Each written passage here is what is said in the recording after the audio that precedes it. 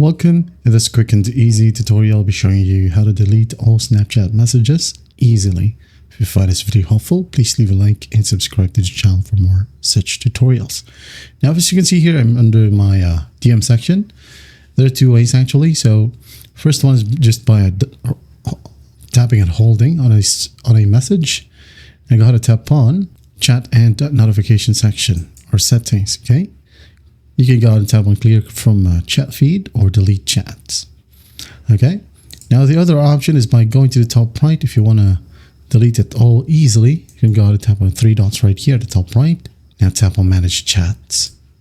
Okay. And here you can just easily tap on X, clear, X, clear, X, clear. Okay. And once that's done, you should be good to go. Unfortunately, there are no one-click option where you can go ahead and easily remove them all by just tapping on a singular button. Okay. But this one is the easiest and fastest way. Well, that's it for now. That is how you delete all Snapchat messages easily. Well, I hope this video helps and I'll see you in the next one.